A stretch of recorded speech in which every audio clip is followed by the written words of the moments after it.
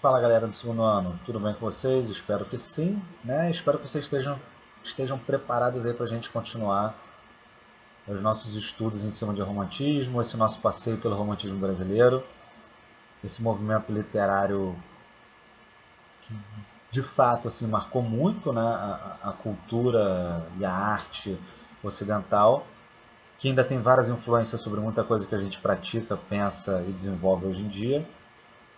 A gente estudou basicamente o sentimento, o espírito do romantismo brasileiro no bimestre passado. O espírito do romantismo brasileiro ele é muito melhor apresentado pela, pela poesia do que pela prosa.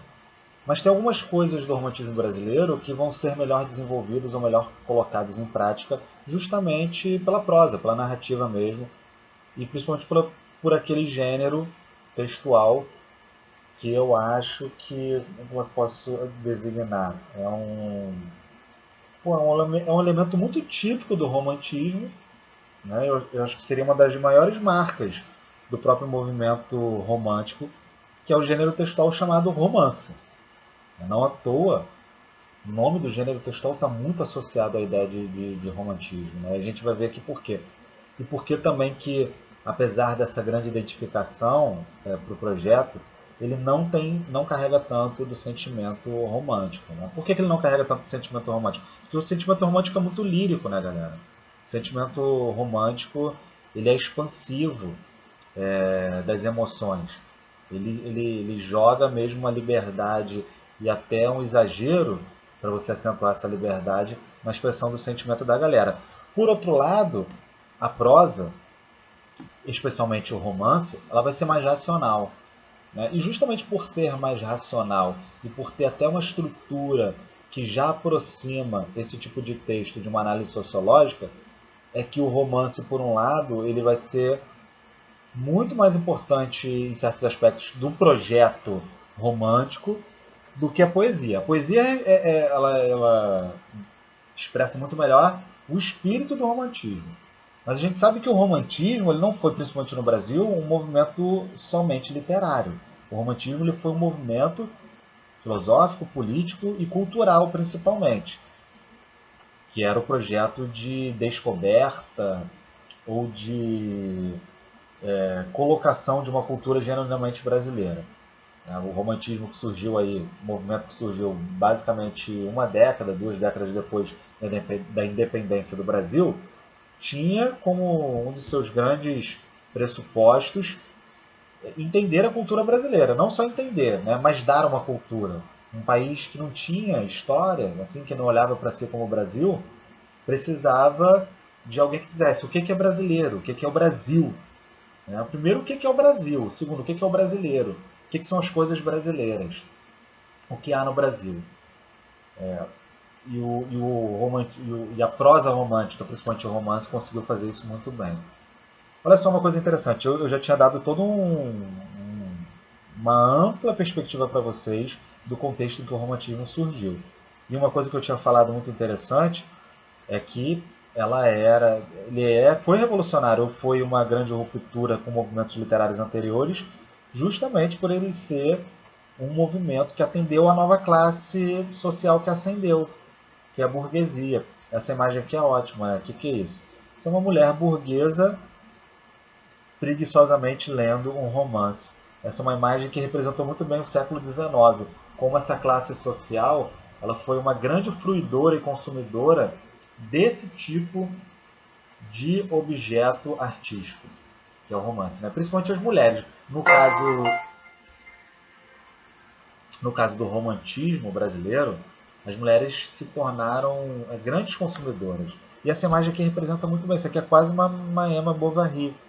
Né? Olha que preguiça, que vida, na falta do que fazer, ela ficava apenas lendo um bom livro o tempo todo. Né? E é ótimo ela colocar a mulher, porque as mulheres foram grandes leitoras de romances. Então, galera, é o seguinte: romance, né? Um trabalho que eu tenho tentado fazer com vocês é o de tirar de vocês a concepção de romance apenas como uma história amorosa e tudo mais. E a gente entender romance como aquilo que ele. Acho que está muito mais ligado à história do nome. né? Romance como gênero textual. E o nosso bimestre, ele, de certa forma, ele vai ser um estudo do movimento romântico que ele fez, esses romancistas brasileiros, mas também um estudo desse importantíssimo gênero textual que é o romance. E importantíssimo, não só do ponto de vista de ter marcado esse movimento literário, mas porque ele é um dos gêneros textuais de maior sucesso na história, né, recente da literatura, porque ele continua sendo praticado e fazendo muito sucesso até hoje, rendendo base para histórias cinematográficas e vendendo muito, né? Você veja bem, a poesia tem épocas que ela é mais consumida, tem épocas que ela é mais praticada, mas basicamente a poesia hoje ela tem um alcance muito restrito. Alguns círculos de quem gosta mesmo de arte, literatura, poema de modo geral. Mas a poesia deu uma decaída, outras formas literárias também deram uma decaída, outras formas artísticas decaíram e o romance continua até hoje. O romance continua vendendo muito, né? A gente tem inúmeros romancistas aí que vendem milhões e milhões de livros. Então, fora que o romance é uma base também para a narrativa cinematográfica. Voltando a fazer um apanhado histórico, quero relembrar para vocês isso aqui. Ó. Se vocês puderem marcar no livro de vocês, vai ser muito importante. Né? De certo modo, o romance, galera, substituiu a epopeia. O romance é, em certo aspecto, uma evolução das estruturas narrativas da epopeia. Por isso que eu falei para vocês daqueles três gêneros clássicos, né? Como eles deram origem à cultura literária de hoje. E o nosso romance, que é o grande gênero para se fazer qualquer narrativa heróica nos dias atuais, ela, de certa maneira, é um desenvolvimento da epopeia grega, principalmente no sentido em que você tem um herói passando por grandes atos, por grandes aventuras. No entanto, na tradição clássica, na tradição grega, esses heróis eram heróis mesmo, literalmente. Os grandes feitos eram literalmente grandes feitos. A ação heróica era literalmente uma ação heróica. E isso tudo foi transportado para um mundo, para uma vivência burguesa. Então o herói agora passa a ser um cidadão do cotidiano, cidadão burguês, cidadão comum, né? O trabalhador, o cara que às vezes tem um trabalho burocrático, ou sim, um pequeno empresário, um fazendeiro, ou então um cidadão das classes baixas mesmo. Esse vai ser o herói do cotidiano. Eu, você, todos nós. E aí você vê como isso foi importante também para a disseminação e para o sucesso desse gênero. O herói agora não é mais o Aquiles. O herói agora não é alguém que tem que enfrentar os deuses. O herói agora é alguém igualzinho a mim, igualzinho a você. Então isso vai ser muito mais interessante para esse público burguês. Tá bom? E os atos heróicos não vão ser você vencer um exército, né? Vencer uma batalha enorme contra um outro país, enfim, um outro general, alguma coisa desse tipo. Não vai ser contra monstros, nem contra nada disso. A ação heróica vai ser a sobrevivência do dia a dia. Às vezes um caso de amor, um caso de aventura, uma viagem, ou a própria vida com todas as suas dificuldades. Essa vai ser a ação heróica. É dessa forma que a epopeia foi transportada para esse gênero chamado romance. Eu já tinha dado essa historinha aqui do romance para vocês, mas é muito interessante. Leiam esse quadrinho depois com mais calma. Romance está muito mais associado a Roma do que a ideia de amor, como eu já tinha falado para vocês. Né? Romance, na verdade, eram as formas advindas do latim que certas populações medievais falavam. Foram as formas, inclusive, que deram depois origem à língua portuguesa, ao italiano, ao espanhol, ao francês, ao romeno e tudo mais. Né? A palavra romance origina-se do termo medieval romanço, que designava as línguas usadas pelos povos sob o domínio do Império Romano. Ou seja, romance era um latim estrupiado, não vou saber falar a palavra agora. Era um latim deturpado, que era falado em determinadas comunidades pertencentes ao Império Romano, mas que já tinham se distanciado do latim oficial. Depois tudo isso vai dar origem na língua portuguesa e nas outras línguas neolatinas. E estava muito associado, galera, a ser a língua do povo. Né? Então, o romantismo, na verdade, e o próprio romance, ele tem essa ligação muito forte por ser uma linguagem mais popular, por ser uma linguagem mais das massas. Tudo a ver com cultura de massa, né? E com uma cultura tipicamente burguesa. Tá bom? E a gente vai estudar mais ou menos como isso se dá. Isso é uma coisa importantíssima, galera. Eu não quero que a gente saia aqui identificando romance apenas a história de amor. Eu quero que vocês lembrem sempre de romance como um gênero textual. Um gênero textual que vai utilizar uma estrutura, uma linguagem mais simples, porque vai atingir um público leitor mais simples do que foi aquele público leitor tradicional da aristocracia medieval e da aristocracia, enfim, do Renascimento. Que ali era só aristocrata mesmo. Aqui a gente começa a ter um outro público leitor e outro público escritor também. Porque as pessoas começam a construir esses tipos de narrativa. Ok? E o papel disso tudo dentro do romantismo brasileiro? Tem uma coisa muito interessante. O romance, o que é o romance como gênero textual? Tá aqui, ó. Romance como gênero textual é isso, galera. É a concepção que a gente tem hoje, né? É um texto em prosa, normalmente longo. Você não tem como chamar um texto muito curto de romance, que desenvolve vários núcleos narrativos organizados em torno de um núcleo central. Tipo novela, né? Você tem um núcleo central, o mocinho, a mocinha, e tem várias outras histórias secundárias que às vezes a câmera larga o núcleo central e vai falar da vida dos outros. Claro que tudo interligado, né?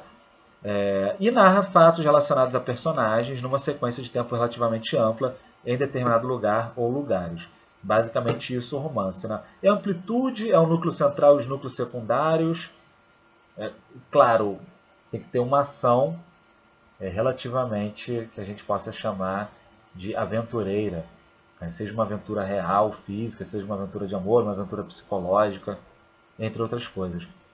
E por toda essa amplitude dele, por toda essa racionalização aqui, por essa abrangência, ele vai ser um instrumento muito, muito interessante para você fazer investigações sociais. Porque você pode botar um personagem para sair daqui e lá, para ter vários comportamentos, um núcleo central e subnúcleos. Quando você está mostrando um núcleo central de personagens e um subnúcleo de personagens, na verdade você está mostrando um grupo específico de uma sociedade e outro subgrupo de uma sociedade. Quando você sai de um bairro, de uma rua para o outro, né, vamos dizer que um romance se passe em todo o centro da cidade do Rio de Janeiro, você tem a chance de fazer uma investigação sobre o centro da cidade do Rio de Janeiro. Se você tem um personagem que ele sai do Rio, vai para São Paulo, depois para a Bahia, você tem a oportunidade de fazer investigações sobre todos esses lugares. Então o romance ele vai ter uma estrutura muito apropriada para investigações de caráter social, né, de caráter histórico, e ele vai servir muito aquele propósito do romantismo de descoberta do Brasil, de construção de uma identidade brasileira, porque ele vai poder passear muito mais abrangentemente pelo país. Se a poesia era capaz de trazer à tona um sentimento de brasilidade, o romance ele vai trazer a possibilidade de você olhar para aquela terra toda vasta, né? De você andar por aquela terra toda vasta, de você olhar para as populações, de você enxergar como aquelas populações agem. O romance vai dar essa possibilidade. É um ótimo instrumento de investigação social e é isso que vai acontecer com o romance brasileiro dentro desse projeto de busca do nacional. E o que a gente vai ver nesse projeto de busca nacional é a criação de subgêneros de romances românticos. A gente vai estudar romance indianista, que vai investigar a figura do índio. Investigar não, né? Que vai utilizar a figura do índio por ser um ícone do romantismo. Né? A gente vai... Aí entra um pouco de histórico aqui, que no Brasil não houve muito porque não tinha história. Né? Vai ser uma história quase mítica. A gente vai ter um romance regional, que na verdade vai investigar a vida rural, poderia ser chamado também de romance rural. É o primeiro momento que a gente tem aí de cultura e de arte olhando para a vida rural brasileira. E a gente vai ter o romance urbano. Então veja bem, você consegue enxergar um pouco da história, pré-história, ou história mítica do Brasil, aqui no romance indianista. Você consegue ver boa parte da vida rural. Né? Os escritores vão partir para narrar e descrever a vida de certas partes do Brasil ignoradas. E lógico, você vai ter uma investigação sobre a vida citadina, a vida nas grandes cidades. E a gente vai ter alguns romances que vão servir de parâmetro para cada um desses momentos. Claro que eu não vou fazer uma grande investigação, provavelmente eu vou dar foco também a um romance para cada um desses elementos aqui. Romance indianista, por exemplo, a gente vai ler trechos do Guarani, um pouco também de Iracema. No romance regional, a gente vai ver ali o mulato, o gaúcho, e no romance urbano, Memória de Sargento de Milícias, Lucila, história famosíssima de José de Alencar, a cortesã Lucila, Senhora, entre outros exemplos. Mas um grande nome vai passar aqui pela nossa mente toda hora, gente, José de Alencar. Que o José de Alencar fez romance indianista, fez romance regional, fez romance urbano e foi o grande romancista do romantismo brasileiro. Então, lá numa hora de uma prova de vestibular que vocês tiverem que lembrar, cara, grande romancista, escritor de romances do romantismo, José de Alencar, esse foi o cara. Né? Outros nomes importantes vão aparecer, mas ninguém como José de Alencar. José de Alencar é o grande cara do romantismo brasileiro. Não tem até uma praça o nome dele. Foi um escritor, de fato, muito representativo, principalmente pelo tamanho da obra. Tem uma qualidade literária? Tem, mas tem uma linguagem que talvez vocês estranhem para os dias de hoje. A gente precisaria criar mais intimidade assim, com o texto literário para vocês poderem fruir um pouco disso. Mas, para além da linguagem dele, ele é um cara que escreveu sobre tudo quanto é tipo de personagem, sobre vários e vários ambientes do Brasil. Se o romantismo fez uma busca do nacional, o José de Alencar pode ser colocado aí como o principal integrante dessa viagem pelo país para fazer toda essa descoberta. Beleza, galera? E antes de passar aí para falar do romance indianista que eu vou ver aqui daqui a pouco, só um adendo. Romance folhetinesco, vocês vão ver muito essa palavra, eu vou até retomar em outros momentos, né? Romance folhetinesco ou folhetim é um termo que a gente vai falar bastante. Eu não sei se vocês já viram esse termo em outros contextos, como por exemplo o contexto da novela. Tem muita gente que às vezes você tem uma novela da Globo e vai falar um novo folhetim da Rede Globo. Vocês vão ver isso num jornal, em algum site especializado. Por que às vezes a novela é chamada de folhetim e por que esse romance, boa parte dos romances do romantismo era chamado de romances folhetinescos? Porque eles eram publicados em espécies de folhetins, né? Ou seja, em capítulos que saíam uma vez por semana num jornal. Era uma coisa bem nos primórdios da novela. E por que eles seriam o embrião da novela? Porque, semelhantemente ao que acontece nas novelas, o folhetim, os autores eles modificavam a história de acordo com a reação do público.